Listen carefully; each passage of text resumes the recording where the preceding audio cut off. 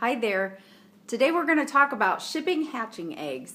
I've got several orders and I'm going to take you along today as I pack up my eggs to ship them. The first thing though that you need to do, especially if you're shipping out of your state, is make sure that you have MPIP certification so that you can ship those legally across state lines. So that's your first step, and I'm going to show you some of the materials that I use to get this done. So I've got all my supplies ready. First of all, starting with hatching eggs. You want clean eggs in very good shape that have been stored properly. You don't want to wash these eggs first, so it's very important that they don't have dirt on them, poop on them, mud on them, anything else that chickens drag along on their feet. So you want to get good quality eggs that aren't too big, aren't too small, no cracks or soil. So I've got my eggs ready. I'm going to use a shipping box. I like to use this large mailing box as priority. You can do flat rate, but this size works really well for me. And I want to say it's 12 by 12 and 8 inches high. So I really like that size of box. Another thing, you can use flat rate shipping. If I'm going to go really far, sometimes I can get shipping at a better rate with that. But I also have found that using a non-flat rate box, depending on where the distance is, I can get a better deal on my postage than using flat rate. So I like to go with those boxes. You'll need packing tape. I like to use Scotch tape to put my eggs together. And I've got a big bag of packing peanuts there. And then I've got two types of bubble wrap. I've got the bigger bubbles and the smaller bubbles, which I have pre-cut into strips, which are 4 inches by 12 inches long, because I'm going to wrap my eggs in that. And finally, you need the address of who you're shipping your eggs to and a form from the Poultry Association. It's VS Form 93 that needs to go with those eggs. So we've got all this together. I'm going to show you how I put the eggs together. Okay, the first thing that I do is wrap my eggs with my pre-cut strips that I did and kind of fold the end over. And I'm just going to roll it all the way in this bubble wrap with the bubbles facing in.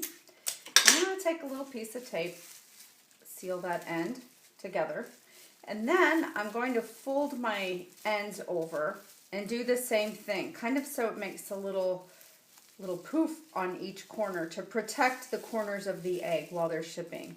And I'm going to tape those two ends together as well, and then I'll set it aside until I get them all done.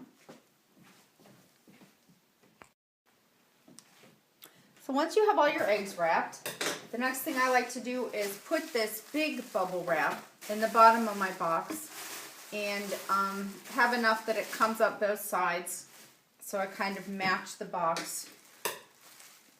I may be a little bit short on this time, so I'm also going to have packing peanuts that I use as well, which work just as well.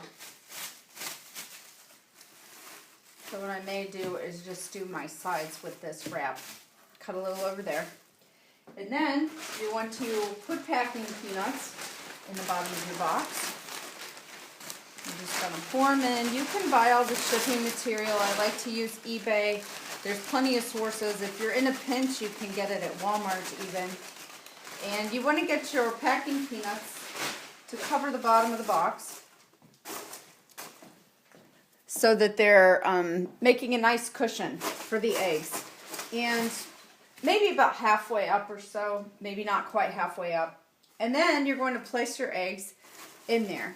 And what I like to do is leave at least maybe an inch or two, if I can, inch and a half around all the edges of the box. Because what you don't want are those eggs just smashing up around the box. And I do 12. And I also like to add in a couple extras if I can. So I'll usually do 3 rows of 4 in my box. And it's okay if your eggs are touching in the middle of the box and the sides are touching, because you did a great job with the bubble wrap so that they're protected on all their sides. So I do my 3 rows of 4. And if I'm able to, I'll stick the other extras in there, but usually I'm going to lay them on top, as a matter of fact. And you want to make sure that your eggs are just in there well, kind of stable. And then I like to put some more packing peanuts around them to fill that area up a little bit more.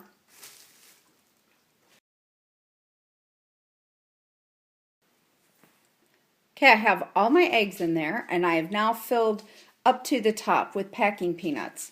And this is key, I think, because you don't want to be packed so tight that you're going to squish the eggs inside. You want it to have a tiny bit of movement, but I also don't want those eggs shaking around when they're moving the box. So it's kind of trial and error. I'll put it in until I feel that it's good, and I'll test it with my other bubble wrap. I fold that bubble wrap over, and I've got one more piece I'm going to lay on top.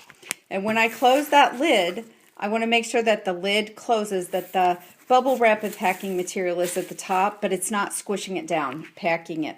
So I'm at a really good level right now. So I'm going to fill out now my form that needs to go with it, and I'm going to set that right on top of the eggs. They recommend putting it in a baggie too, a plastic baggie, so it doesn't get wet, but this form should accompany all eggs being shipped. So I'm going to fill that out and get that in the box, and as well with the note or instructions for the person that these eggs are going to as well. These eggs are now ready to go to their recipient. The edges of the box are all sealed and secure with my packing tape. I've got my address label on, covered up of course, but I'm going to take it to the post office first thing in the morning and ship it priority mail, so it should get there in 2 to 3 days and be ready to go in the incubator. Thank you so much for watching, and please be sure to subscribe to our channel. Thanks a lot.